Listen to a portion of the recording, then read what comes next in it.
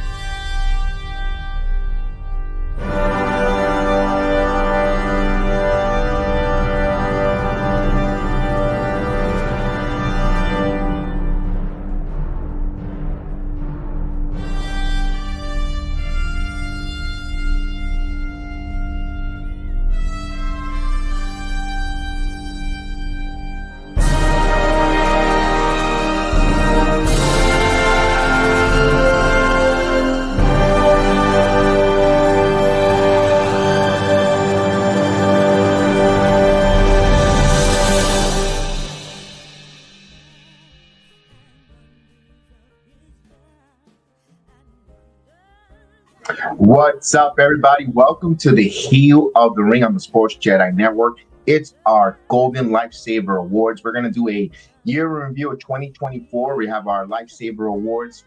We got different categories. This is going to be a festive event. We hope you guys are ready, strapped up here for the next few. I'm not going to take too long. It looks like I'm going to be like Solo Sokoa. I'm going to take it all. I'm going to go solo at it. We thought we were going to have a panel of people to join us, but it looks like everybody lost the invitation in the mail or something happened. But hey, I'll truck it along. I'll pivot. I'll move forward. What's going on? Salute to everyone. Of course, that's what you do here when you do a live stream. Boy, I'll tell you one thing. 2025, I am going to make some changes because I am fed up with the incompetence of not coming on and giving me your word. But let's move on to it. Let's go. It is the Heel of the Ring Awards for the first time. Let's go with it. Try to do a little bit of a different concept, but let's go right into it. Let's go with the first category. Who will be the first category tonight? Let's find out. We're going to go over the best 2024 year, of course. We're going to go with the first. Here is the first award, sorry, the best moments. First award, WWE Best Female Caller from NXT. Now, we want to know who is the best female caller for NXT. Here are your nominees: Lyra Valkyria, Maxine Dupree, Tiffany Stratton, Elektra Lopez, or Blair Davenport.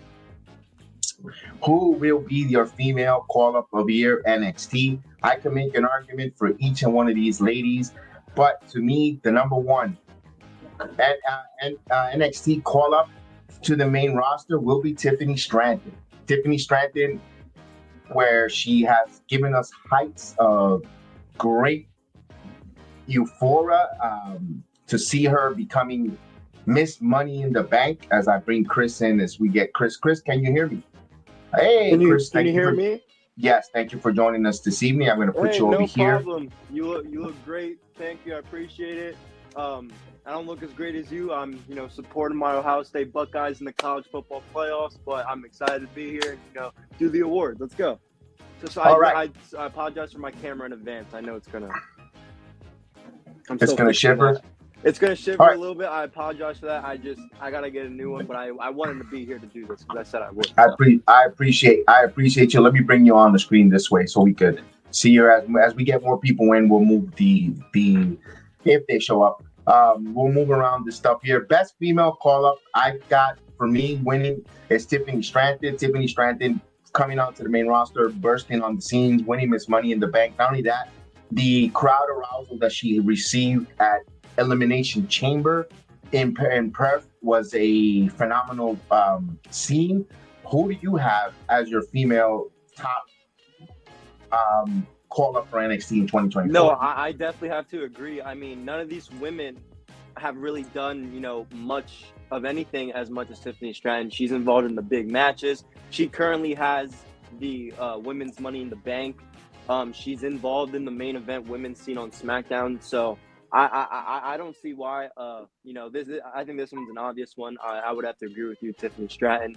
I mean, she's not too long ago, she was on at least one of the top women's merch sellers, if not the men included too. So Yeah, definitely Tiffany Stratton, and she's hot.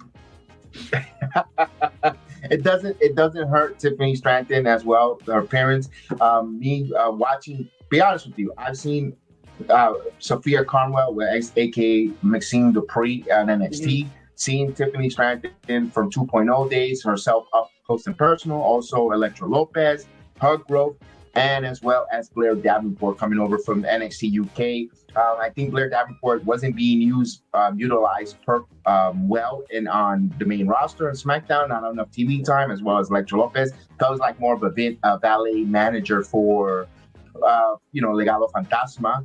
And of course, with Lyra Valkyria, you could have made a strong case, especially her getting into the finals of Queen of the Ring. Did a phenomenal job coming out of the Raw bracket, getting there, getting so close. If Lyra would have got over there, maybe you could have Tiffany Stratton run for the money. But I think Tiffany Stratton, well deserved. She gets the Golden Jedi Award, the Golden Saber Award for the best NXT call up from all the women. All right, we're gonna move on to the men's. Here are the categories of the men. Here we go. Men's NXT call up. Here are the nominees. You've got Ilya Dragunov, Carmelo Hayes, Braun Breaker, and Dragon Lee. Now, we can make a case for all of them here. Dragon Lee coming up to the main roster. Dragon Lee coming over with more experience of all the wrestlers out there. And short cup of coffee at NXT. Ilya Dragunov making a splash in the main roster. Everyone loved him coming off his NXT run, losing to Trick Williams, as well as Carmelo Hayes and Braun Breaker. I'm going to ask you, Chris, who do you have as your Golden Lightsaber Award for the best male NXT call-up? My award for best male NXT call-up this year would have to be Braun Breaker. He's a two-time Intercontinental Champion. He's had great matches at big events. I mean, he looks more of a wrestler now than he ever has before. Not that he ever hasn't, because he's always been great. I personally think he should have been one of the first people to be called up from the men, but I think it was Carmelo yeah. So I'm happy he's at where he's at now. He's a future World Heavyweight Champion. So my winner, or my pick, is Braun Breaker, the current Intercontinental Champion. I agree with you here. Of course, I'm a big Braun Breaker mark. I think Braun Breaker, when he coming up to the main roster, winning the Intercontinental title 2 times, Intercontinental Champion. The way he burst on the scene with all the fanfare, with all the matches he put on, he's going to probably be nominated later on in some matches as we have Chef Dan join us. Give me a minute, Chef. And of course, you could talk about Ilya Dragunov, but the injuries hurt him, so you could take him out of that equation there. Carmelo Hayes not, getting his first match. You could put an argument for Carmelo Hayes. His first match on the main roster is against the world champion. You're going up for Cody Rhodes, the undisputed world champion, your first match. Put on a hell of a match, put on a hell of a show, but just,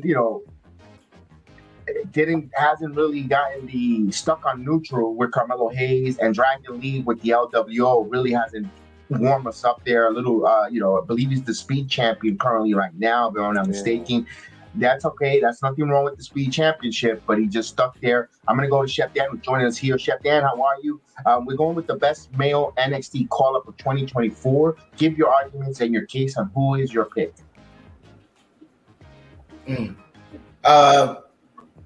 My pick is, it had to be Braun Breaker. Immediately jumps into Monday Night Raw, and he's already contending, 2-time Intercontinental Champion, and he's kind of put the crowd in a bit of a difficult position. He does heelish things that they're not supposed to like, but they still chant and bark because the dogs are out and about. Braun Breaker, that's my answer. Very good, very good. Let me get Miss Gemma. She graciously sent her awards. I thought she was going to be on here. Of course, her best male call-up in 2024 from NXT, she's got Ilya Dragunov. So she likes Ilya Dragunov as her number 1 pick there for her best call-up in 2024, and Lyra Valkyria for Ms. Gemma. So I wanted to give her picks there. I don't see any. Let me see if anyone else has emailed their picks. And of course, the Heel of the Ring crew. No, other than that, that's what we got, Miss Gemma. So we will move on. We will truck on, like The Rock says. Of course, we got Terrence, who said Braun for the male as well. All right, so we're getting ready for the next one. Let's go with the best signing. The best signing of 2024. These are the nominees. Andrade returning. Jacob Fatu, Toma Tonga, Tangaloa, Eric Rowan, or Naomi. Now I'm going to go right to you, Chris. Who is the best signing for the WWE in 2024, in your opinion? Who do you like? It is the guy who I have been hoping and praying that WWE would sign, and his name is Jacob Fatu. And I don't know if all the viewers out there or any of you guys are too familiar with some of the stuff that he's done before the WWE, but man, he is phenomenal. He can do all the flips. He's so real. He doesn't have to play a character. I know he's kind of playing a character right now, but if they would let him be him, he's one of the realest people in the business. He's so good. I think he's a little in the ring wise, he's better than Solo in my opinion. So the best signee in my opinion this year has to be Jacob Fatu. I love you, Jacob. There you go. I've got Canary taking Tama Tonga as her best signing of 2024. So Miss Canary putting in the thank you, Miss Canary, for sending that pick in. She also got the best call up for Carmelo Hayes as Tiffany Strand as well. And Miss Gemma loves Jacob Fatu as well. That is her number one pick for her best signing. Terrence likes Jacob Fatu. Terrence, I'm going to go to you, to Chef Dan. Chef Dan, who is your best call up here? Best signing, for 2024 for the WWE. The best signing to me has to be Naomi. I know that a lot of people are enamored with Jacob, and he has great ring presence. He absolutely does. But if you're talking about the best signing and what they've been able to do and the timing that they've done, I know that Jacob has been integral in the main storyline, but he still hasn't spent as much time as Naomi has. You remember Naomi coming back to the Royal Rumble, and since then she's had a bit of a strong year. It kind of plateaued in the middle, but we see she's ending the year off with the championship belt around her waist, albeit it's with an asterisk right now, but she's ending the year off with the championship. She was in the War Games, in the Women's Premier War Games. And not only that, it's looking to gear up that she is going to be a centerpiece in a lot of these storylines coming up in the future for SmackDown that has a lot more, that is catered a lot more to the women's matchup. So to me, it's Naomi. All right. My pick for the best signing for 2024, I'm going to go with everyone unanimous, is with except for Chef, which I had Naomi on my radar because she opened the door for other different things and other different reasons. She would have gotten an advancement in the women's tournament in the United States women's tournament. I would have probably raised an eyebrow, given her a nudge. I'm going to go with Jacob Fatu because Jacob Fatu becomes the enforcer to the new bloodline and the one obstacle that gives legitimacy to that new bloodline. Like, you don't want to mess with them. Solo Sikoa was that enforcer, but now he's the mouthpiece. He's the leader. He's the head of the table right now because he has the Yula Father, like it or not, agree or disagree, he has the Yula Father around his neck. Jacob Fatu is his enforcer, watching his back and what the man has done, and his presence. People want to see, and if you're telling me Jacob Fatu is in any of the matches, he's going to put butts to the seat. So that is a big signing for the WWE, regardless of the fact he hasn't gotten the title. And you just mention his name. You mentioned the name Jacob Fatu versus Seth Rollins, Jacob Fatu versus Gunther, Jacob Fatu versus Braun. You're already selling butts in the seats because of the name. So I got to give that WWE 2024 best signing because he is going to gravitate and he's going to generate what Vince McMahon and everybody wants is money, and he's going to bring money. good money, not the CEO type of money that's going to make a cringe dance. But we'll move on to that. Definitely. Oh my God, there we go. The pain, all the pain. All right, we're going to go to our next category. Who is the tag team of the year? We got the names out there. Of course, you got Jade and Bianca, Motor City Machine Guns making their WWE debut. When, of course, the Gorilla of Destruction, which is Toma Tonga Loa. Awesome Truth winning gold and becoming favorites here in 2024. We have Isla Dawn and Alba Fire, the Unholy Human, and of course, the one and only the Kabuki Warriors, Kairi Singh and Asuka. I'm gonna go to Chef Dan on this one. Chef, who do you have, as your tag team of the year for the WWE in 2024? It's easy to me. It's Jade and Bianca. They've been the most dominant tag team all year round, men or women, period. Once they pop up on the show, it's not about, who's facing them. It's about how good can you make them look while they're facing you, and that's really it. All right. I got Terrence, who likes, of course, Jade and Bianca, so he has them as their pick. Top-notch tag team of the year. Let me go with, let me get Miss Canary's pick. I don't have the rest. It just stopped. It cut off on that there. So Miss Canary, if you have that, if you hear the sound of my voice, please let me know who is your pick. I'm gonna go to Chris. Chris, who do you have as your tag team of the year?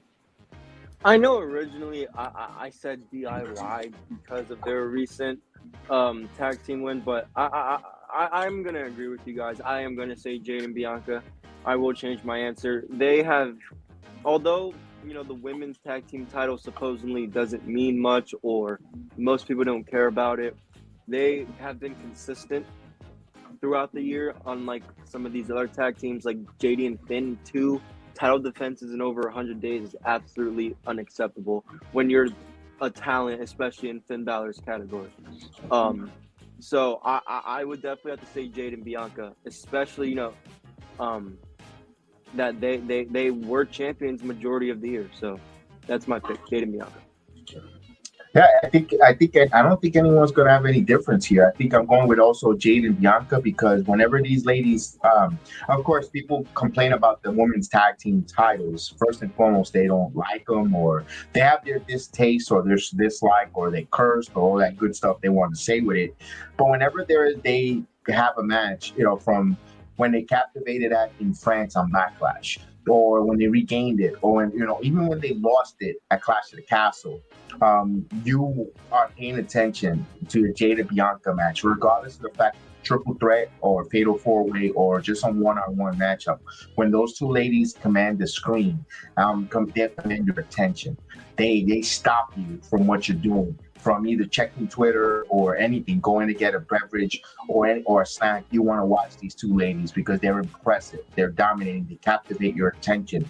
It's great honorable mentions. It's great to see Awesome Truth together, giving that run for R-Truth and Miz, veterans in the industry, veterans in WWE, getting that title run. It was a nice nostalgic run. Good job for them. They're the problem that hurt to me, Awesome Truth, they weren't on TV. They weren't wrestling consistent enough so you could put them in a category of tag team of the year. Motor City Machine Gun, great debut, great winning that tournament, great impact. Miss Gemma picks Motor City Machine Guns. That's her tag team of the year. That was a good call there. Not enough time for the whole 2024. They came in the back end of the year. Just fell short. DIY didn't really connect with the fans too much, and they're winning the titles here the way they did that heel swerve. Could have got you interested enough. I don't think they didn't have enough meat on the bone, like they say. That's why I'm going to go with Jade and Bianca, because they grabbed them just for those reasons. They stopped me from what I'm doing because I gotta watch them work. Regardless of the fact if you want to count how many wrestling moves Jade Cargill does, or whatever the case was, those ladies on screen, I'm stopping. I'm putting everything down because you have my full undivided attention, and to me, that's why they deserve the tag team of the year. I know we put them together. No Isla Dawn and Alba Fire. That's a nice, they were the former NXT Tag Team Champions, winning in their hometown in Clash of the Castle in Scotland.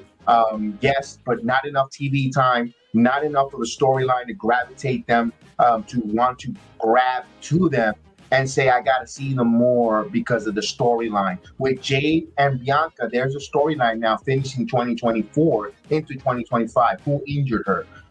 And of course, and that's also part, it's not just the wrestling attribute that we make them the number one. There's also storyline related on why we want to see them. So again, Kabuki Warriors did a phenomenal job in the first part of the year.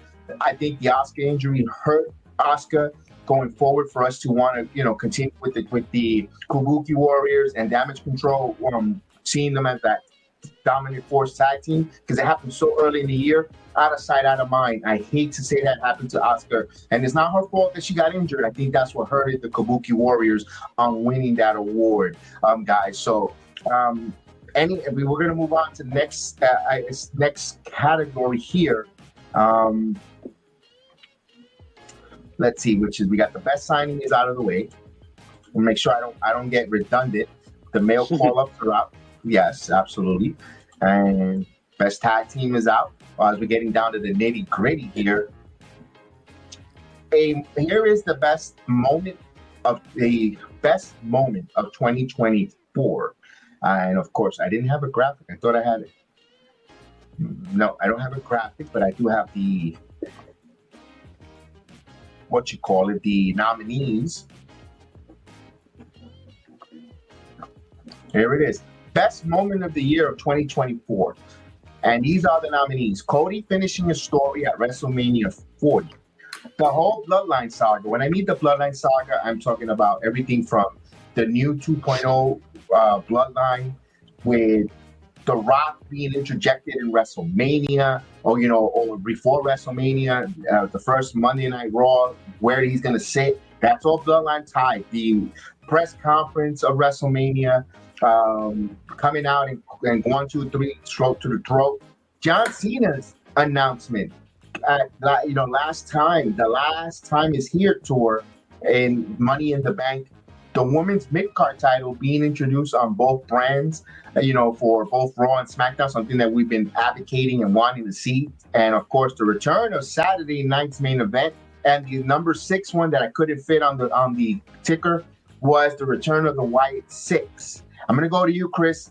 Your best moment of 2024. When you think of 2024 in the WWE, this is your top moment. Man, it's going to kill me to say this because I am not a big fan of Cody Rhodes. But the more I think about it, it would be Cody finishing a story. I love Cena announcing his retirement, but that happened sort of towards summer, kind of a little after. I just think the Cody Rhodes finishing a story was something that was built up for a year, a little over a year. So for it to finally happen, I think it's more memorable. And oh my gosh, the fans literally went on Twitter on a rampage and wanted the main event changed for Cody Rhodes to finish the story. So that's why my answer and my award goes to Cody Rhodes for finishing a story. Well put. Chef, your thoughts of the best moment of 2024? All right. My honorable mention is going to be the Wyatt 6 because they did an excellent job with the rollout. My best moment of 2024 is CM Punk versus Drew McIntyre in Hell in a Cell. No, that's not the answer. That's a match of the year. Oh, that's a match. You're jumping ahead. These are your nominees. I only have that. I gotta. I mean, that's your choice. I did give you guys a choice. Okay. So your moment is that we're gonna move on. We're gonna truck on like the way The Rock says. All right. So his moment of the year is the Drew McIntyre CM Punk saga. I'm gonna put the saga because it's a whole year. It's a whole year from the Royal Rumble. From Royal Rumble, Hell in the Cell, Clash of the Castle, Money in the Bank, and Bad Blood. So okay, I'm gonna Yeah, because Bloodline Saga is there. So yeah, thank you. But Punk versus Drew Saga. That's my moment of 2024. That was, I think, the best rivalry. It had the best captivating moments. Even though Drew McIntyre is a melatonin to me, I still tuned in from time to time to see what he was going to do to aggravate Punk to make Punk come back out, because it was captivating. And not only that, we got to see, Punk put him away for some extended time, so we didn't see Drew McIntyre for a while. I mean, it don't get no better than that. All right, cool. Terrence likes also the Bloodline Saga, as well as Miss Gemma. I'm gonna refresh Twitter X again. I don't have full of all of Canary's tweets. She just got one. It got cut off, so I don't know which her. Oh, her best moment is the women's mid card title on both brands. So Canary likes the women's mid card titles on both brands. I was leaning to that one at first, because this is something where now the women's wrestling gets introduced, with the other women's wrestlers becoming irrelevant. You're paying attention to their matches, from a B-Fab to Zelina Vega to Lyra Valkyria, where we normally say bathroom break, not me, but male in general, say bathroom break, let me check Twitter, let me pick my nose, whatever the case is. Now there's implementations when these mid-card titles or number one contenders. I had that close second for me. The moment of 2024, when I think of WWE in 2024, and what is a storyline that's feeding everyone right now, and it has branches, technicals, it is like the what if, what if for Marvel, it's the Bloodline, because it now gave a lot of different storylines, the whole saga, because now you interjected CM Punk means a favor from the wise man. That's one branch. You have branches also going on with Drew McIntyre. Why he's so bitter and upset, because they cost him the chance to win title. You saw that on SmackDown going to Solo Sikoa. I want to beat your butt, but right now, there, he reasoned and talked about. Also, Cody Rhodes he got power drive by Kevin Owens because he teamed up with Roman Reigns, someone that you guys were trying to take down. The Bloodline Saga feeds every other of the male storyline pretty much in the WWE. So I got to say the Bloodline Saga is the best moment of 2024, regardless of the fact what happened, not having the Undisputed World title, but there's still people to follow. They're still, keeping us invested on what's next with them. How many more family members are there in this family? Who's next? Who's going to come out of the woodworks? Who's going to come out in 2025?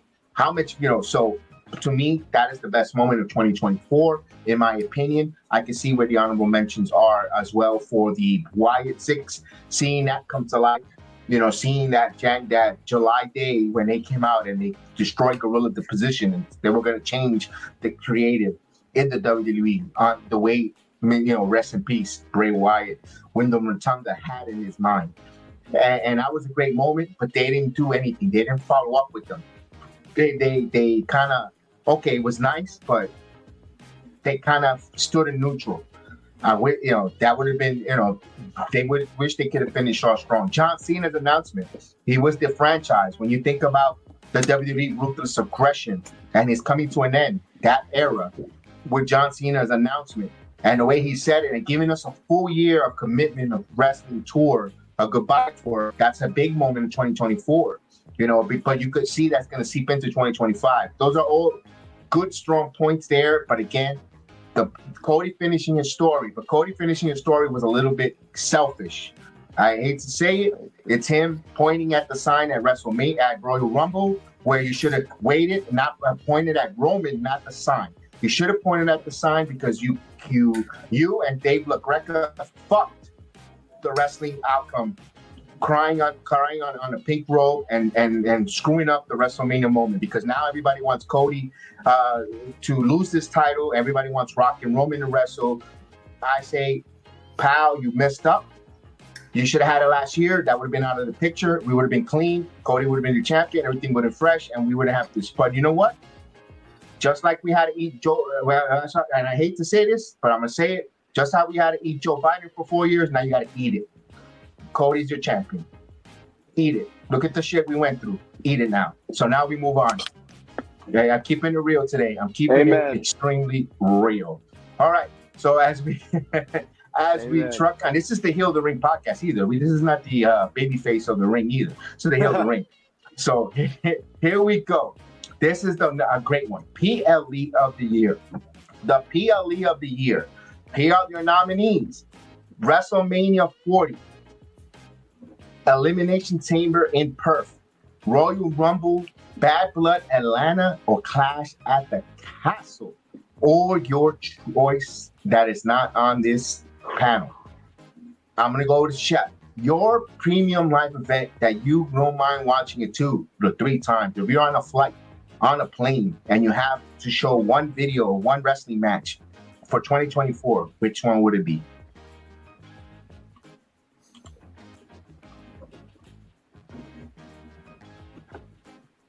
It's a hard answer. Yeah, it's a hard one. It is, but that's why we ask the tough questions. Because I can't say that. That's a swerve, and that don't even mean nothing.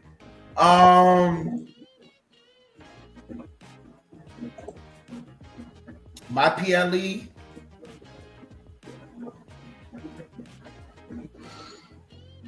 It's got to be Bad Blood. Oh, nice. I got Terrence. Can you explain? Yeah, go for it. Kind of the way they announced it, the way everyone was kind of fiendish for it, but also it wasn't like they created storylines for Bad Blood. They just had the storylines already there, and they said, you know what? Let's bring Bad Blood in so we could churn everything up a notch. And that's what they did with Bad Blood. So Bad Blood affected all storylines across. It did its job, and now it's looking to be a mainstay. Bad Blood is my PLE of the year. Terrence likes Bad Blood as well. Terrence put Bad Blood. I'll give you Gemma before I go to Chris. Chris, let me get Gemma's PLE of the year. It's also Bad Blood. She liked Bad Blood as well. So right now, got a little bit. Actually, excuse me. No, that's different. She said WrestleMania 40. She liked WrestleMania 40. I apologize, Gemma, for putting that out there, the wrong information. So, and let me go right to you, Chris. Who was your PLE of the year that you wouldn't mind watching over again? My PLE of the year would have to be the Royal Rumble. My answer to the Royal Rumble is because, first off, you never know what can happen in a Royal Rumble. That was kind of the start of the TNA partnership. You know, we saw Jordynne Grace go out there and, you know, essentially have her moment in the WWE while representing the Knockouts. They even mentioned they started, her and Naomi came face to face right after they had a great championship match in TNA. You know, from the men's Royal Rumble to where there was so much talk about was CM Punk supposed to win, he got hurt, now Cody won last minute. There's just so many what ifs, you know, Cody pointing at Roman at the end, Seth Rollins sitting up top. You know, it was a really good pay-per-view to start the year. I know it's kind of, you know, it's the very first pay-per-view of the year. How is it the pay-per-view of the year in your? It's just you never know what can happen in a Royal Rumble. The Royal Rumble is also the foundation, the start of the road to the biggest wrestling event ever in WrestleMania. So for that reason, my answer is the Royal Rumble. Hey, I was with you. I'm there with that Royal Rumble. I think I was close to that pick on there because I was going to go WrestleMania, but it has to be both night. Night one to me is the best. To me, is my favorite. I agree. I hate night two. Even seeing Andre the Giant come out there and help Cody finish the story, that was disgusting. But at the end of the night, just to see WrestleMania 1, seeing The Rock back in there at night one, Elimination Chamber, the sights and sound of Rhea Ripley closing an international show, to me was the top notch of my favorite pay-per-view, PLE of the year. The women in the Elimination Chamber, Bianca Belair spot, you know, Jean Jade in that Elimination Chamber, seeing all the different Tiffany becoming that international star, hearing the crowd internationally going and cheering the women wrestling, I think kind of gave birth for the mid-card titles in the WWE, that they could put stock and close a premium live event internationally, where it usually, they frown upon the women in other countries and all the cultures. They were the ones. I'm not saying Australia, but they did a good job to let us know we want to see women in 2024 and beyond to close out the premium event. To me, that's why Elimination Chamber to me was my favorite PLE of the year. From Bad Blood was right there. Bad Blood was great, but the reason why my personal opinion didn't go to Bad Blood as number one was that's where Cody Rhodes should have won the Undisputed World title, not at WrestleMania. I'm going to say it again for the 50,000th time. That's where Roman should have broke Hulk Hogan's record in September. We got Hogan out of the wrestling books. As many people dislike Hulk Hogan, calls him a racist, whatever the case it is. You could have got Hogan wiped out of the wrestling books, but you didn't because you guys were impetuous fools to want to put Cody Rhodes to win this title at WrestleMania. But I digress.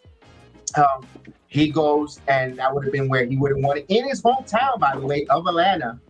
At Bad Blood, that would have been, they would have thrown a damn parade and WWE would have been thriving, but whatever, it is what it is. They pivot, they went that way, they catered to Busted Open, my opinion, and all the crybabies, and they moved it, and again, we can't change that. Clash of the Castle was a great premium live event there. There was a lot of good nostalgia for Isla Dawn and Alba Fire. Good to see that. We saw Joe Henry make his surface on that billboard there. And becoming an international star there on Classic Castle in Scotland. Drew McIntyre not winning and getting screwed by CM Punk. I mean, my God, that could have been, some people would have loved that as their PLE of the year, where he, and he loses at his hometown and all the ramifications. That was another one where you could make an argument. I'm making no arguments of, it was a tough choice. Like you said, it was a really tough choice of which one you would have picked as your top-notch premium live event of the year. But again, for me, for those reasons, is Elimination Chamber.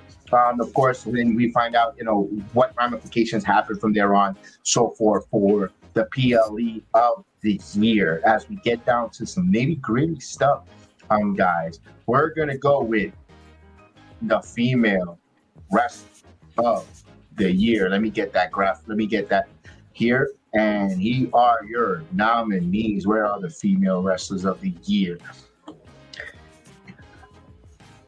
No, actually, female match of the year. Look at that. I made a botch. Man, talked about I'm all elite. Well, I'm all elite with the botches tonight. Okay, so here is WWE female match of the year. We've got the triple threat: Naomi, Bayley, and Tiffany Stratton at Backlash. WrestleMania 40, Io Sky versus Bayley. You've got Queen of the Ring finals. It's Miss Nia Jax taking on Elijah Valkyria. The Elimination Chamber, the women's Elimination Chamber, or the last women standing on Monday Night Raw between Becky Lynch and Nia Jax. I'm gonna go right to Chef Dan. Chef, which of these is your female match of the year? Or do you have a one in particular that says you forgot this one, Jedi? Since you added in the female Elimination Chamber, can I say the women's Royal Rumble? Yeah, of course. That's a match. That night I said it. They outperformed the men's Royal Rumble. That's true. And that's a Royal Rumble that, like you said, if there's something I could go back and watch again and again, that would be that female's Royal Rumble right there, because it was potentially the best. I think it competes with the one where Ric Flair won the title. Wow, that's my all-time favorite, by the way. All right, let me see. Terrence, what do you have there, Terrence? As Terrence is signing right now, maybe he's writing it as now. Let's go. The women's match of the year for Gemma. I don't see it here. She does not have it. I don't think she wrote it there. Okay, Chris, I'm going to go with you there. Your female match of the year. So my female match of the year might shock people, but it's actually one that's not on this list. It is a wild card. My female match of the year, specifically storyline reasons, would have to be Rhea Ripley versus Liv Morgan at SummerSlam. That is probably my female match of the year because who the heck expected what happened at the end of the match? I didn't expect Liv to win the match. It was just a whole swerve. You know, it kicked off such a great summer pay-per-view. I don't see why, you know, that wouldn't be a match of the year. So in my opinion, I'm gonna pull a little wild card and say Rhea Ripley versus Liv Morgan at SummerSlam. To me, that was a great women's match and story together. I can see where you came from because it gave the storyline of Liv Watch Me tour, her revenge tour, copping off there, and the turn of Dominic Mysterio. That's a tough pick there, and Dominic turning on Rhea, breaking her heart, and what we have currently right now, one of the Raw's hottest storyline, love triangle, telenovela, soap opera that's going on Raw, and just keeps giving birth to it because now it continues to and we talked about WWE having that storyline where you're invested in a story where it's going to make you want to watch week to week and month to month. You know what? That was a good honorable mention there, and that's a good pick there. The Women's Royal Rumble, when we first saw it, we're like, damn, this is great. Really good. Seeing I liked it better the than return.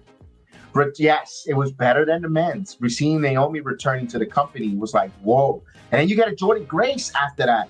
Nia Jax return, you know, coming and becoming that monster, and all the different picks there, and seeing the different women in there, and the way they finished it off, you know, at the end there, Rhea winning and so forth. You're like, man, that was a hell of a tough one. This is a tough one. Becky and we got here. I agree with that. The women showed out in the match, but her match of the night is Becky versus Nia Jax, last woman standing on Raw. Because who would have thought on the random Raw this was match of the year for Becky Lynch and Nia Jax? You know, that's a great one for Terrence there. Which one for me to pick? It's a tough one. I'm going to have to pick one of these women matches, and you kind of opened my eyes to that Rhea and Liv, because it's true. They're giving a storyline that we all, like it or not, and is invested. I'm gonna, you kind of made me pivot. Yeah. I like that Rhea and Liv because of the storyline that continues to implement and show out and show us there. But I'm still gonna go back to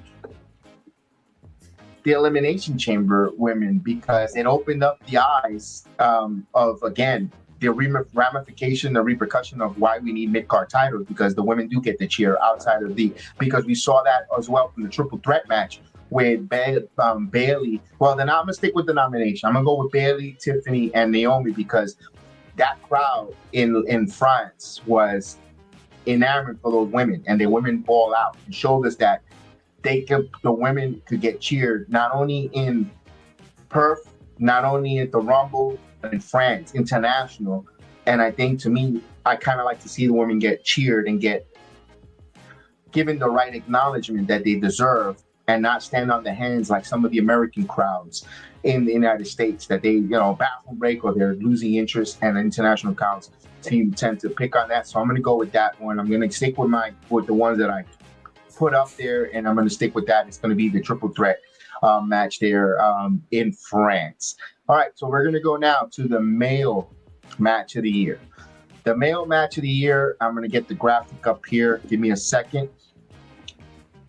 Male match of the year. Here they are. King of the Ring, Gunther versus Randy Orton. Cody Rhodes, Roman Reigns, where everyone and their mother from the WWE Ghost of Past came out to help. Clash of the Castle, Drew McIntyre, Damian Priest. Survivor Series, the triple threat match with Braun Breaker, Sheamus, and Ludwig Kaiser. Hell in the Cell, CM Punk, Drew McIntyre, the closeout there.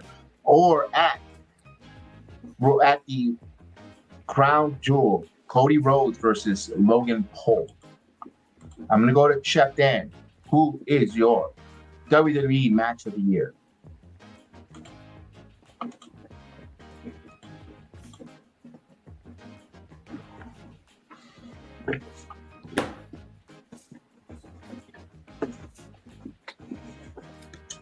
I have to go.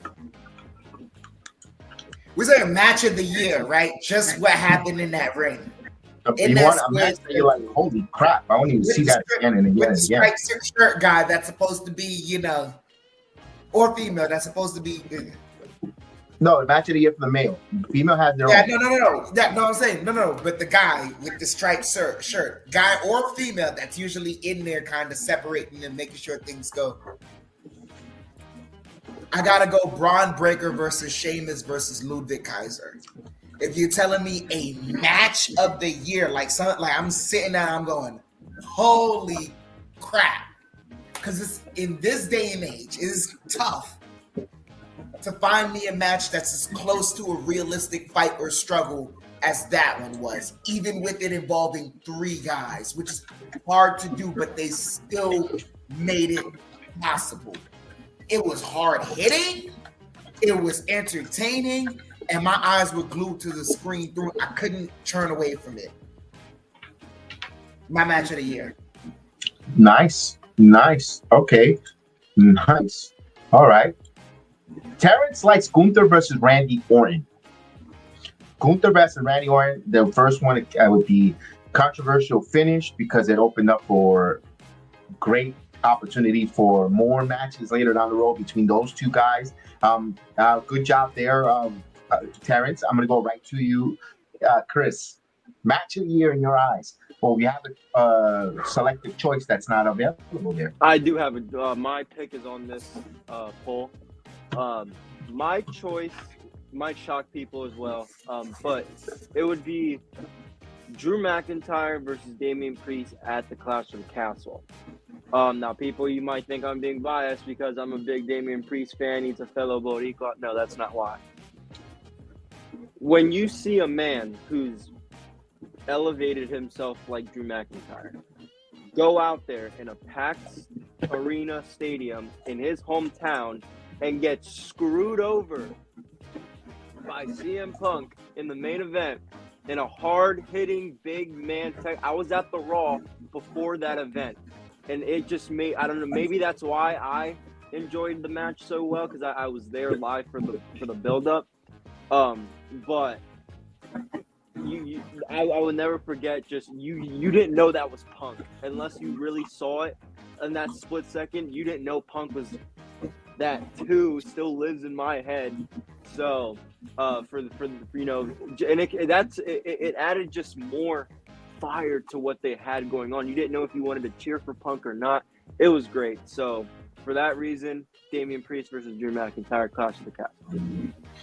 I like that, especially for what happened there for Damian Priest, kind of legitimizing his title run, you know, getting that big title defense. That is another reason why that's match of the year for me, because people had their doubts. Correct. Priest, that he's going to be like a Jack Swagger. Transitional champion. You heard that word a lot. You know, it was, I believe it was under his 40 days as Give me a break. The world champion. And if you know, like, ooh, that didn't look good for Damian going to Scotland to defend that under 40 days. He's going to be a quick one and done transitional champion, and no, he trucked through that. Not only that, they legitimized Damian's run at Money in the Bank being Seth freaking Rollins, the inaugural world champion. Gave him a legitimacy. I can see where you're coming from that. I can see your point there, putting an argument to your point on that there. To me, the match of the year for me, because it gave us the finishing of a story. It gave us a finishing of Bad Blood, of all the different, it added to what you said, your match of the year was Bad Blood. Seeing the CM Punk Drew McIntyre finish at the Hell in the Cell, to me, was match of the year, because we saw some blood. We saw things that Punk went to Drew. Outstanding heel work. Some people say the best work of his career, in 2024, from everything there, and finishing it off and having that payoff at Bad Blood, kind of it was from the Royal Rumble, getting injured for Punk, not be able to TV, and keeping us invested and wanting to see, and then a 50 cents bracelet that was made with a lot of love and just love for, and the way Punk defended that honor, and it just didn't show us how anything is. It doesn't matter the value; it's how priceless it was to him. And he fought through injury, going up with Drew McIntyre and Drew. I mean, to me, that's why I give that the match of the year. You know me, the triple threat with Braun, Sheamus, Ludwig was a great one. A hell of a match there. It was the first time I watched it, I couldn't remember it, but at the end of the day, it was still a hell of a match. After I watched it over and over again, because it wasn't because I didn't pay attention, but it was for different reasons. But I digress. It was the holiday seasons, but It was all great and good and fun. All the other matches, of course, Cody Rhodes, Logan Paul, no one expect that to be a hell of a match there on Crown Jewel. They bought it. They showed out. They surprised us, pleasantly surprised. Logan Paul, very underrated wrestler in my opinion, and so forth. So we get that going on. Let's go right here to the next category. Now we got we do the female wrestler of the year. The female match of the year. Yes, we did. Yeah, we did the male. Now, we got a few more matches here. Let me start removing them out there so I don't start going over. So we get Golden Sabers there. Let me remove that so I know where we're going through. All right.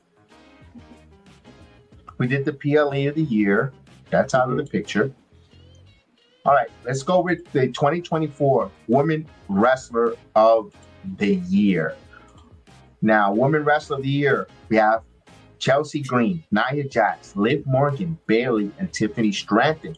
Go to you to Chris. Chris, out of these ladies, or your choice, who is your 2024 Golden Saber, Lightsaber Women Wrestler of the Year? My 2024 Women Wrestler of the Year. Again, I'm not a big fan of this person, but I gotta give her props where it's due. And I think it's Liv Morgan. To see the way she's just grown, popularity wise. She's been women's champion for a while. She's been involved in some huge matches against Rhea Ripley.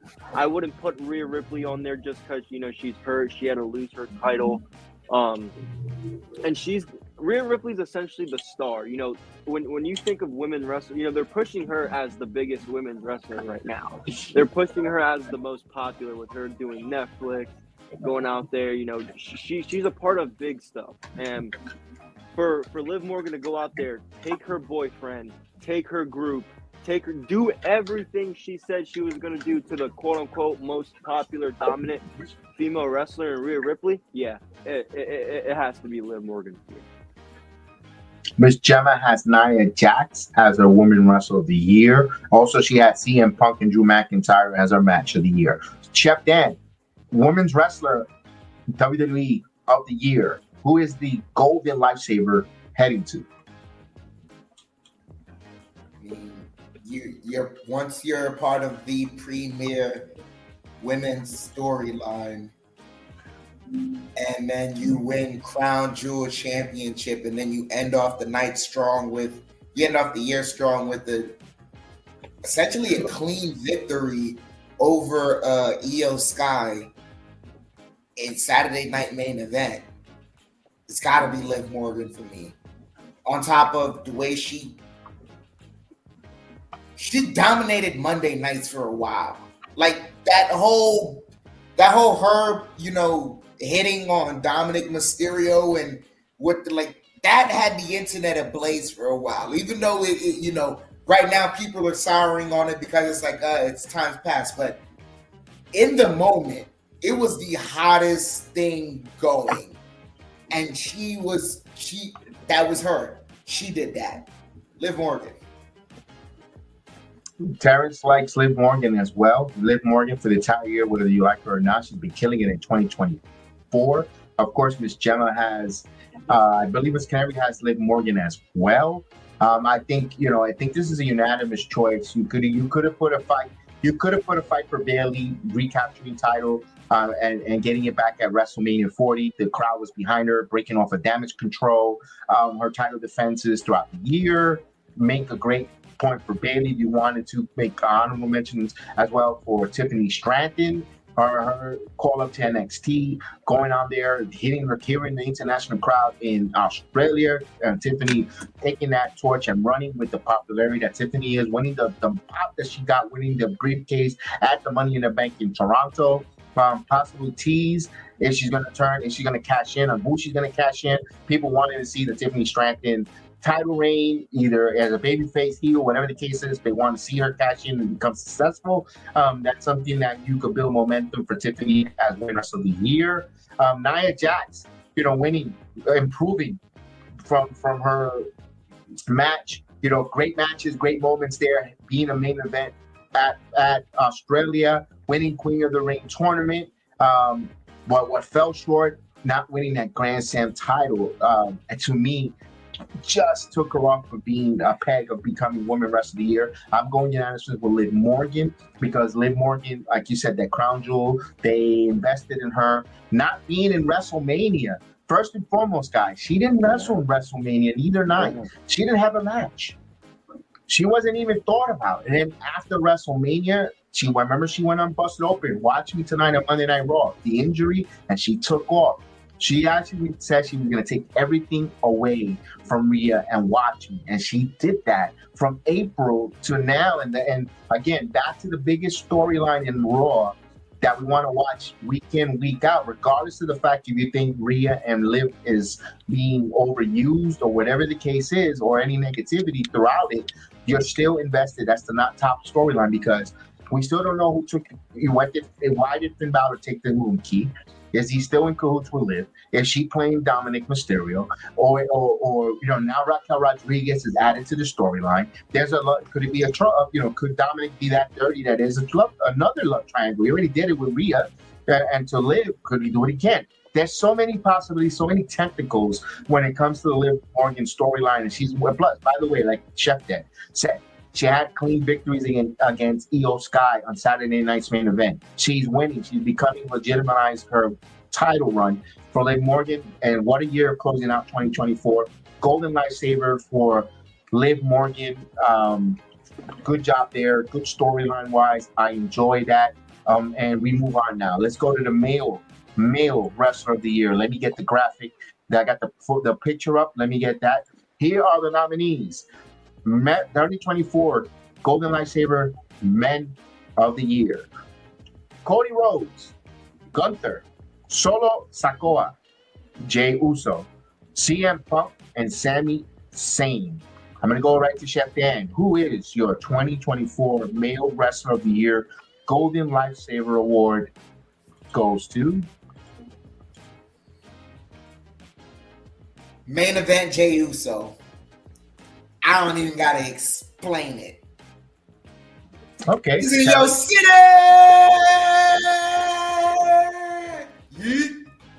Terrence likes Jey Uso. Gemma likes Jey Uso as well. So we have three. I'm gonna go right to you, Chris. Who is your male wrestler of the year? Look, I love Jey Uso.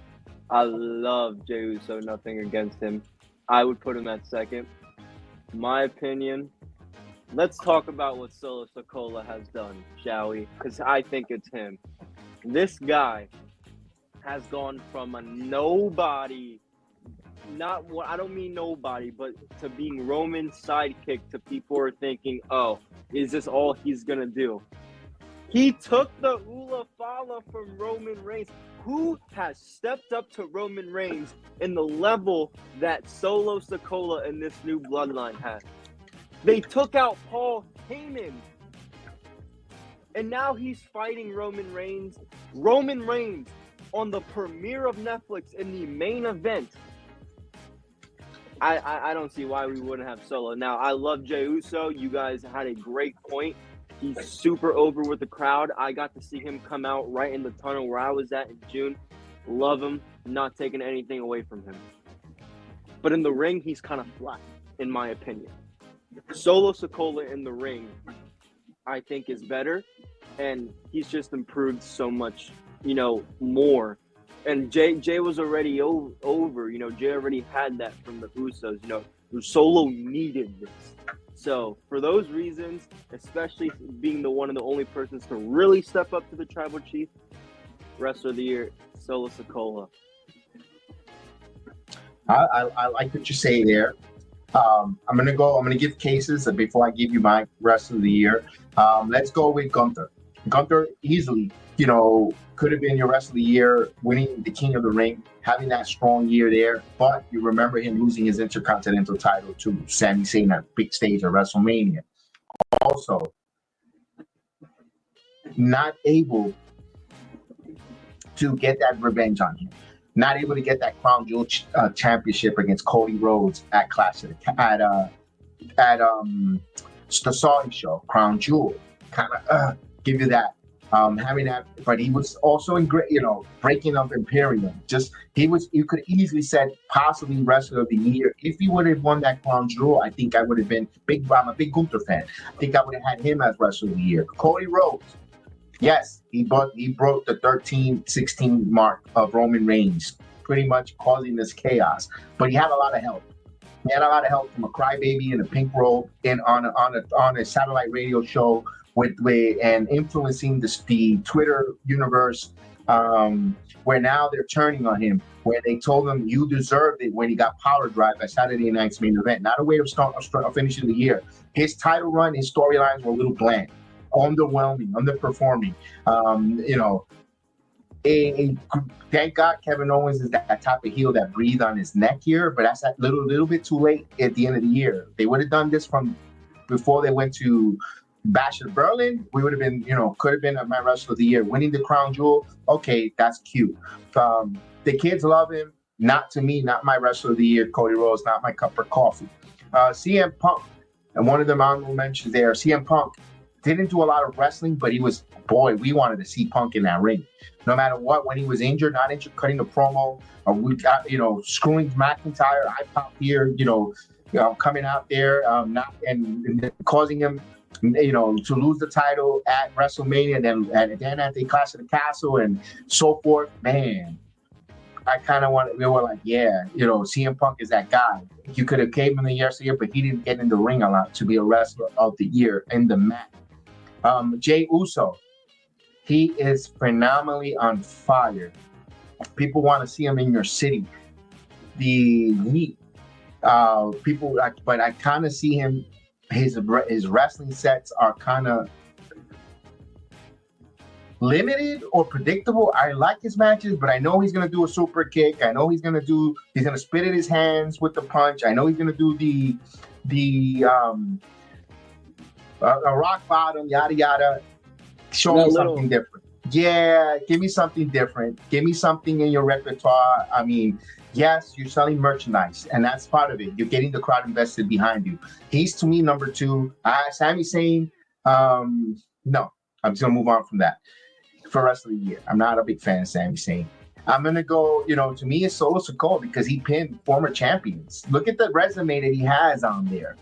And regardless, at the main event time, they're building him properly, even in losses, because he's beating the former champions. Look at the body count that Solo Sikoa has, that he has pinned, from Roman Reigns, from Cody Rhodes, from AJ Styles, from John Cena. My goodness, put the names on who 7 world champions for Solo Sikoa to win there. Plus, he's got the Samoan werewolf by his side who tells him how much he loves him. I'm going to go with Solo Sikoa as my wrestler of the year. It's not about him, how many wins and losses. It's the matches, the psychology, who you pin, who you beat. But Solo, I got to give him this, though. He's got to change a little bit of his, the same heat I'm giving Jey Uso. I got to give a little bit to Solo Sikoa because he has to change a little bit of his tone. Although this, at least he does the spike and he does the hip, and he's now incorporating the Samoan drop, where he's using his power move, which Jay does not use power move. He's not a power wrestler, but he doesn't go to the super kick so uber much, over and over again. That's the reason. How many times you're going to slap your leg in a Jey Uso match? Yep. Count them. We have a Dristy account. we have a drizzly, and we could get a bottle every slap to the thigh that Jey Uso has. I think we'll have poison control on speed dial because we will get uber drunk. I was gonna say I don't think that. We'd be able to make it. That's just me. We move on. Regardless if you agree. So we have our wrestlers of the year. Now, 2025 is coming up. We know wrestling continues to be hot. Netflix, Raw, Netflix, all that good stuff. Who will be your possible female breakout of the year? Here are the nominees of the female breakout of the year. You got Tiffany Stratton. You got B-Fab, Michin, a.k.a. Zoe Stark, Zelina Vega, or Naomi. Chef Dan, who do you like as your possible women breakout of 2025? Who are you going to say when we talk about this next year? Like, wow, what a year she had.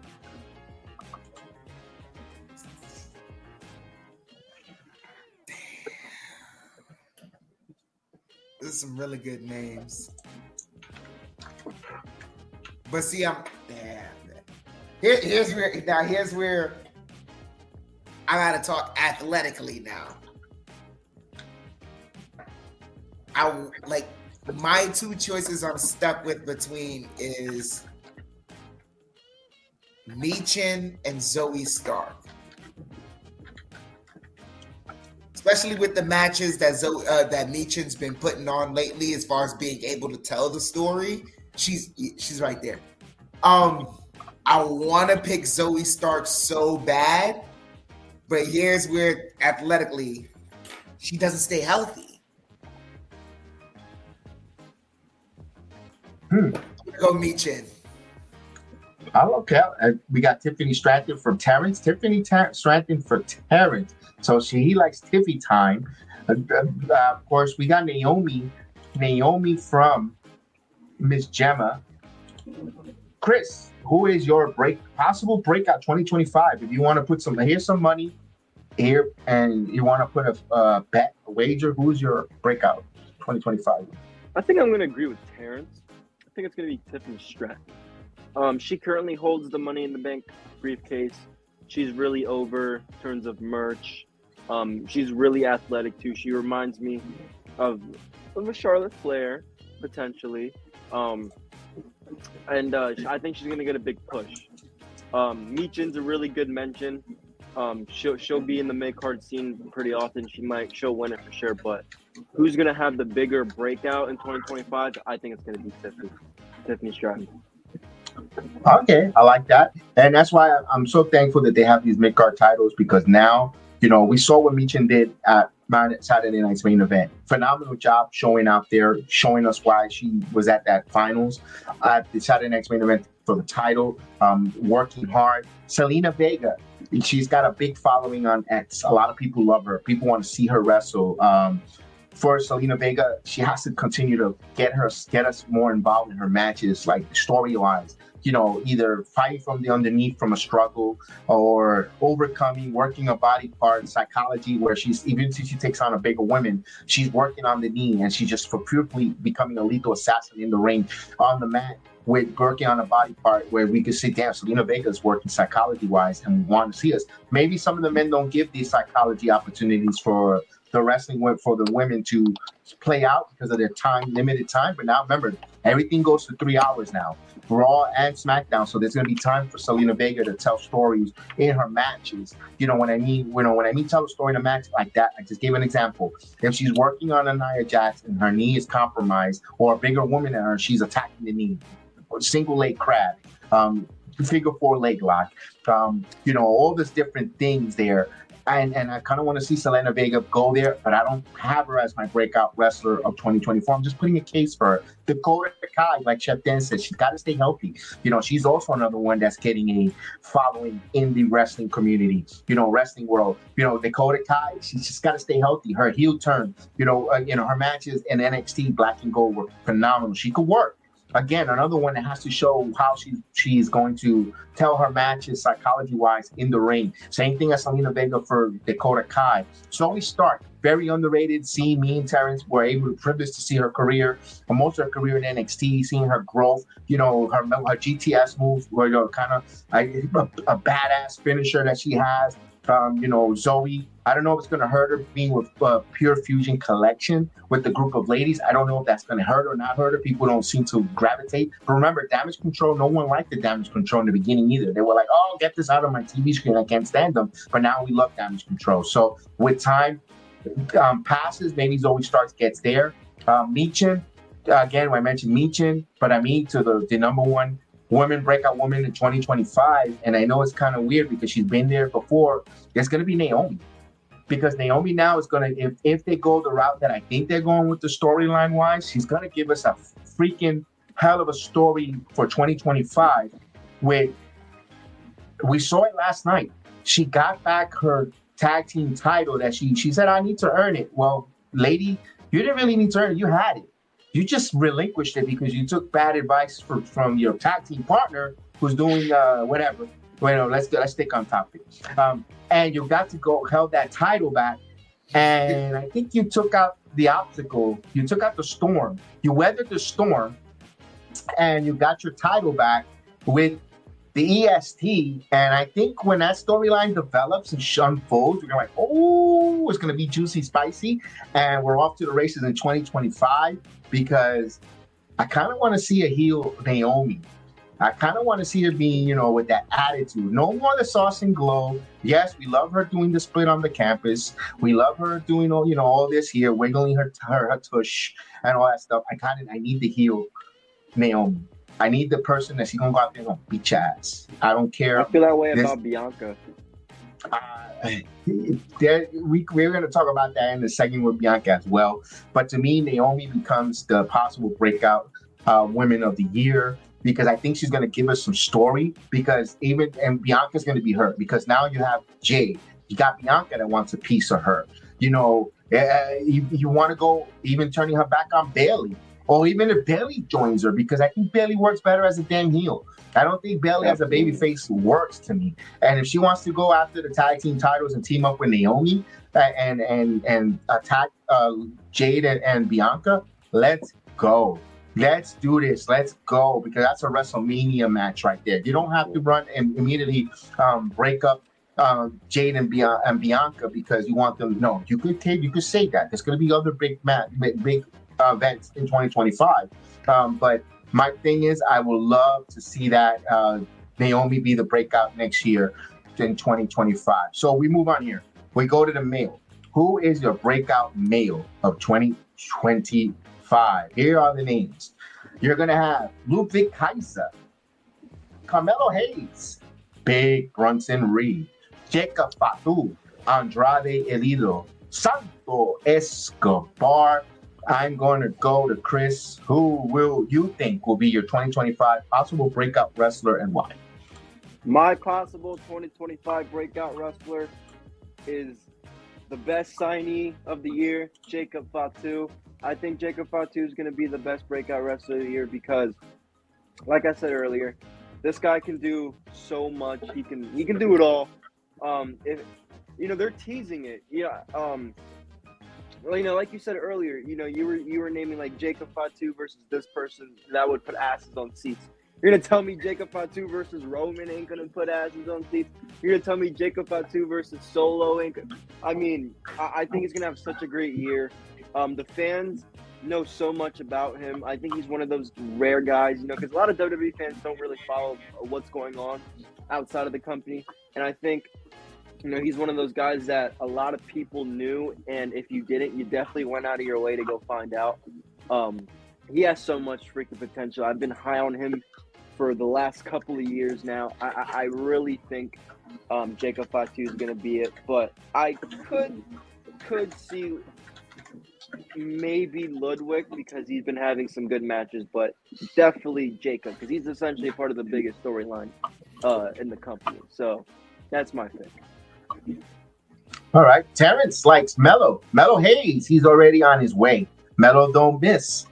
And we seen it firsthand in NXT. We could see what they do when they put a rocket ship on the back of Carmelo Hayes there. Let's go to you. To Mr. Chef Dan, and I'll get Gemma's pick. Let me give Jacob Fatu for Miss Gemma, which he's in agreement with Terrence. Chef, your breakout 2025 Wrestler of the Year, possibly. This one is actually super duper easy. There is another name. How you guys spoke about it, whatever. I would have put Solo's name there because I didn't feel. Yeah, I feel like coming into 2025 is going to be a huge year for Solo, especially knowing like, hey, potentially Rock could just show up and then leave. That'll just lead the Solo to do a lot more. But as I look through the list here, I'm seeing there's a couple of guys that are fan favorites that I thought maybe, I would be foolish enough to pick someone like Ilya Dragunov or something like that because fans love pushing for him. And I know you guys have had some good choices about why, Jacob Fatu, but similarly for Solo, he would need to separate himself a little bit from the bloodline or entrench himself more into the bloodline in order to get that speaking role. This was too easy for me. It's Big Bronson Reed. You mean to tell me 7 tsunamis on a Monday Night Raw? He gets some ankle surgeries and all of a sudden we just forget about the big man? This man was making people cough up blood. He was about to have elite banger matches with Seth freaking Rollins. When he joined with the bloodline, he looked like he belonged, but it wasn't like, oh, he's stealing some of their badass juju. No, it was badasses. Here's another badass for you guys to be with. It's Big Bronson Reed. Easily, when he comes back, he's going to crush someone's sternum with 5 to 6 tsunamis, and the crowd is they're gonna boo the first 5, but after 6 or 7, they're gonna one more time. It's Bronson Reed. I like what you're coming from there. I'll tell you one thing they're not going to be doing. They're not going to be throwing toilet paper in the ring. Boy, talk about the mighty has fallen. I mean, my goodness, even the competitors are laughing at him. And by the way, what I mean in reference, this is not with the awards, but I have to make this mention because when we're talking about big awards, but the big crapper of the year award goes to Ricochet because they literally threw toilet paper in the ring at him with his match with Will Ospreay, and my goodness, I mean, how the mighty has fallen. Even Will Ospreay broke character and fell on the ground laughing because that's how shitty Ricochet's career has been, leaving WWE. My God, what a bad decision for him. So he gets the Crapper of the Year award, in my opinion. So yeah, I mean, I wish I could give you more, but I got to stop it there because you still go home and you still see Samantha Irvin. I mean, for now. But we move on now. And we move on here and we give you the Browsable Breakout 2025. I know Ricochet ain't going to be my Breakout Wrestler of the Year. Here's the nominees. I'm going to give a here. It's going to surprise you because you make great point. I love Big Bronson Reed. Again, Big Bronson Reed, if you hear this video, we know we live in Orlando both. I definitely want to sit down with you at Fogo del Child, my treat, and I just want to sit down and have a meal. Just eat. We don't have to talk wrestling. Just have to say how you doing. Let's just eat at Fogo del Child. Let's put the little thing on green light. Let them bring all the meats, and we're just gonna sit there like two big guys and let's go at it. Chris, I just gotta let you know this. For about a couple of months now, close to a year, Jedi's been inviting this man. Not even for like, yo, I don't even want a conversation. I just want to pay for a meal and watch you eat. I mean, let's it's possible. Just eat. Look, by the way, I'm a happily married man. I don't swing that way. He's just sit down and just eat. No, I mean, it's definitely possible. He just wants to sit there in the establishment and just go. It's definitely possible. I mean, a lot of these wrestlers, live in Orlando. I know a lot about Orlando, as you know, Kev. So, I mean, I don't see. It could be Texas of the Brazil. If you don't like Fogo del Child, we're going to Texas of Brazil. You know what? Let's go for it. It's not. It could happen. It's not unrealistic. No, Hey, it's not. It's just like, yo, this is how much of a good guy this guy is. He's like, all hey, I want buy for you a meal. That's it. Christmas is a meal with Brunson Reed. That's all. I know you got a broken foot. You got a broken foot. Let's go, big guy. Let's go. Let's go sit down. Let's have a meal. Let's go. Like when we go to Fogo de Chao, we just put the green. They'll bring all the different meats from duck to lamb to beef. Let's go. So Rick Brunson Reed, to me, not my possible wrestler of the year. Jacob Fatu breaking out, like you said, you could put him in any of the main events. You know, any one of them is drawing money. You know, possible breakup. But I'm going to go with Ludwig Kaiser. Everyone seeing him growing for Ludwig Kaiser. They love his wrestling ability, his ring general. You know, no pun intended. Part of Imperium. But right now, this is a Braun Breaker division right now that I don't know if Ludwig touches title, maybe for a short term and or so forth. If Braun moves up to the world title, similar to what Gunther has done last year. Carmelo Hayes, we've seen him in NXT.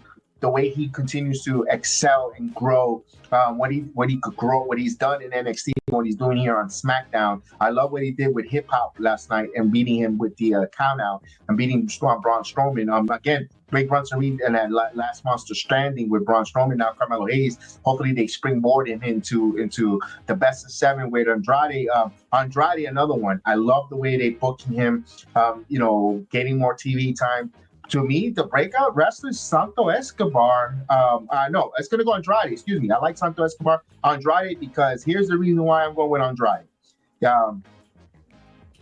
There is a wrestler coming to the WWE rumored, and his name is Penta Cero Miedo. I think Andrade and Penta Cero Miedo is going to have a banger of a matchup where we're going to like, damn, these guys are going to kill it. And Andrade is going to get pushed after that. He's going to go over without going over Penta. And I think Andrade we're going to see him being booked the way he was on Black and Gold strong. I think he's going to be a breakout where like we didn't see this coming from Andrade going forward. And especially if Charlotte returns, I could see where they're going to play into that, where she's going to be more of a mouthpiece towards for him and so forth. Or even if they bring Jose the assistant, you know, so forth and so forth. I think it's going to be Andrade, my breakout wrestler of the year, because it would have been easy to take Jacob Fatu. Easy. All the accolades, I gave him a lot of accolades. It would have been easy. I kind of wanted to be a little bit outside the box. I wanted to try something, you know, say someone different, make a case for them. But you could easily make a case for Jacob Fatu, Brunson Reed. They're all great choices. They're all great choices. We'll find out a year from now if our choices were on par, on point, or we didn't see that coming. So interesting there. So that is the awards here. Any other possible storyline or anything that we missed out in 2024 that you guys thought about, or would you like to see in 2025? I'll go with you, Chris. No, I mean 2024 was you pretty much nailed it. You know, these were the people that stood out in 2024. It was a great year for pro wrestling. I think 2025 is going to be better. It's going to be more popular. You know, where they're starting off the year really hot, and I think 2025 is going to be just an amazing year for pro wrestling, for the WWE. You're going to see numbers skyrocket more than they did this year. You're going to see more people get back into the product than probably they did this year. John Cena's retirement tour. There's so much good things to look forward to in 2025, not just with the WWE, with, you know, a bunch of other stuff too in the business. So I'm really excited. I'm excited for, you know, what we have going here in 2025 as well. So it's going to be a good year.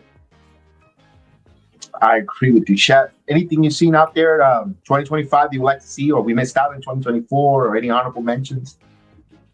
Not really an honorable mention, just something I wanted to say from last night going into today. I know it wasn't a topic here or something to choose from, a category to choose from. But if you had did most improved wrestler, Throw it out there. I would have had and I was already mentioning, I would have had Solo Sikoa. Because what happened was he just got better and better and better as the year went on.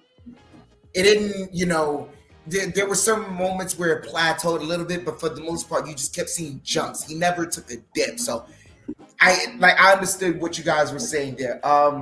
what I want to see more of in 2025. I love story continuity. I love that we're giving the fans what they want within reason, being as long as y'all know what's up as far as the creative. Stop letting the fans dictate. Like, just no more Cody crybabies. That's really what I'm getting to. I don't want to like we're not listening to their opinions this year. Should be it. Heel Wrong Company. We're doing WWE Wrestler of the Year. TNA will be tuned in for the video, and NXT. This is WWE Raw and SmackDown Wrestler of the Year. But nice one. Michin for a female. Good job on that one. This is the WWE. We will be doing different companies as well. We'll have our NXT as well as the TNA, and then and so forth there. But tonight is the WWE Awards, Wrestler of the Year, and so forth there. Yes, but I appreciate the content, appreciate the good one, and good point there, Chef. You put a good point. And let me ask this: your breakout Wrestler of the Year, your most improved, kind of like breakout, but most improved Wrestler of the Year. Who, mine? No, you just said Jacob. I mean, Solo Sikoa. I want to hear. I want to hear it, Chris. You set the bar. Wow. I mean, most improved in 2025. Solo's a really good answer. I might say LA Knight. Yeah. Because, I mean, last year people thought, it was his time for Money in the Bank or maybe a singles mid-card. People thought he should have won it, should have had the match at WrestleMania. Maybe should have done, he should have had his moment sooner. And he finally got it this year, and he reminds me of a Jey Uso. He's over with the just like Jey Uso's over with the yeet. And Jey Uso, you could have put him in that category too, but we haven't talked much about LA Knight throughout, this live episode tonight. So I'm gonna give LA Knight in there. I would say he's the most improved wrestler of this year. I like your thought there. To me, if I was going to give it to Jey Uso, because it's not easy breaking up from a tag team. You have, because when you're going to get the ring cut off. You're working as a tandem. Who's going to start who's waiting for who's going to blow the comeback? Who's going to get the hot tag? Who's going to be the workman of the team right now? Tonight, I'm going to do the work. You're going to do the hot tag. You're going to get the crowd roused. Now you're doing it alone. You're doing it from from the entrance all the way now to the psychology of the match, then when to get the crowd going, or, when to get the clap going, like we like to say, when to get Bobby to get the clap going with the crowd, the yeeting, wrapping it up, the finishing, and then the facial expressions, when to kick out at 2.99 and so forth as a single, not having your tag team partner breaking the count. Coming in, I'm gonna, my partner's gonna break this here in this count, or if I'm really injured, he's gonna come and break it out. So I'm gonna give that to Jey Uso, the most improved wrestler of 2024, and he is over, super over, without winning the title until almost about the latter part of the year. Yes, his match at WrestleMania was a little tad underwhelming, but it didn't deter him. LA Knight, great honorable mentions, finally got that world title. But then when LA Knight, like you said, wasn't mentioned at all in any of these awards, no match of the night, no moment of the night. And I understand he's got the merch and he's got the catchphrase and he's got the everyone's saying, and people last year before he caught the gold, the chase, people wanted to see Knight. Now as the champion, we're all happy he's champion, but he didn't do extra to want to keep him that title or elevate the components around him. He just was champion. Okay, that was nice. And that's what hurt it to me LA Knight as the most improved. I'm glad. I kind of want him, hopefully his second title run, whichever one he is going to improve from his first one.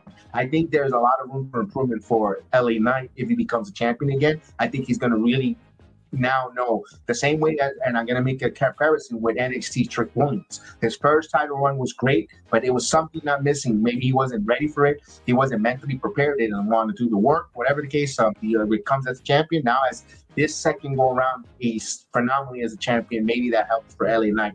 in my opinion. Heel likes the most improved is Liv Morgan. Okay, absolutely there. So we go with that women. Did we get that women most improved?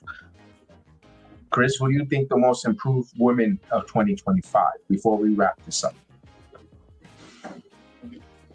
I would say Chelsea Green. I think she reminds me a little bit of an LA Knight. I could say some of the similar things, right? People thought her moment was last year. She had her moment this year. She had her moment just a couple. My first time ever here. I watched her moment with you guys. I think she's going to be one of those girls that break out in 2025. But as of this year, she improved so much. She, like an R-Truth, just got handed these sort of comedy gimmicks, and she turned it into what she could. She was really entertaining. She took some of the weird stuff like a champ that in my opinion, I thought was kind of weird. She did what she could with it, and she made it entertaining. So if I had to pick a most improved wrestler of this year, I would say Chelsea Green, and I think she's going to be phenomenal in 2025. Okay, love it. Jeff, same question to you, friend. This one's going to make y'all tilt your head, but it actually makes the most sense. My most improved this year is Tiffany Stratton. When you look at it, number one, this is an NIL girl. She's not of any wrestling descent where this business is what's the word again? When it runs basically in the family or nepotism or it's a nepotism business essentially. The wrestling business is a nepotism business, and in a business that has a lot of nepotism, they're constantly putting her in positions to shine. And this is a girl who came from, granted, she was a star in NXT, but if you guys remember, her last run in NXT was against Becky Lynch, being punished for not mentioning the right woman, for not knowing her history in doing the promo work and calling out past champions. You go from that to now you're on the main roster, and essentially almost every Friday night they're putting the microphone in your hand or putting a camera in your face and giving you more and more opportunities to speak and things of that nature. She could have put herself right back into a hole. She could have, in the words of our honorable one, she could have Tonga lowered the whole thing up, but she didn't. She kept being persistent in her craft and getting better and better. So for me, it's Tiffany Stratton. Love it. I love that. I love the case you brought out there. Not knowing her history there, we like, wait a minute, she didn't win and then of course, getting, and that's part of also improving, knowing, your history, knowing when you're going to speak on the microphone. Look at Swerve Strickland calling the wrong city for AEW, and it happens for WWE wrestlers as well, not knowing the right city, not cutting the correct promo, not knowing where all the timing, and just some people debuted and were supposed to break up a pin and botch that on his debut and time lower. To me, I think that he's going to be the most improved player because he's the gift that keeps on giving in WWE for him. I can't wait to see more of him in 2025. Let's go. Hopefully get healed, man. Get that pec healed, Tonga Loa. We need you there, man. We need you to come back. Definitely stronger, better than ever. But most improved female wrestler of the year, like you said, I like Chelsea Green because they gave her she made the most of what they gave her, 2 minutes. Also, she went into that dumpsters match. She got covered in dirt and filth, and she just kept with the champion. She's like, whatever. That's what I was talking about, the weird stuff. The weird stuff. Doing phenomenal work and just driving on. I mean, you could even say Nia Jax with the massive amount of heat that she gets from fans online, and they dislike her. And that woman is toxic heel one-on-one on any crowd. But then the way she continues to work, and you can still see a lot of women still a little afraid of her when she does certain moves in the match, but she's been so safe and so good matches. Busted herself open on Friday Night SmackDown. And most improved to me, it's a tough one between her, Nia Jax, and Chelsea Green. But Nia is the world champion, but Chelsea, with the little she did, she's gotten over, man. And that just gives me the nudge on Chelsea Green just a little bit over Nia. But I damn want to give it to Nia so badly. You know, if she just would have won that Crown Jewel championship, would have been like, wow, what a caveat. But she is Queen of the Ring. So I am kind of talking myself into Nia to be the most improved. Really she is the Queen of the Ring because she just won that tournament of crowning the queen. She is the queen. She was the best of the best, regardless of the fact. So I am changing here as I speaking myself out, because this wasn't a category that I had up there to have a week's contemplation of thinking about and coming to my own conclusion. So I'm going with Nia Jax. Sorry for the flip-flop, guys, but I'm going with Nia Jax for those reasons, having that conversation with you guys, having that debate over Chelsea Green, because damn, Nia, just that Queen of the Ring, just separated her. Main eventing an international pay-per-view in Elimination Chamber, like I mentioned, was another big caveat there. With Chelsea hasn't main event yet either.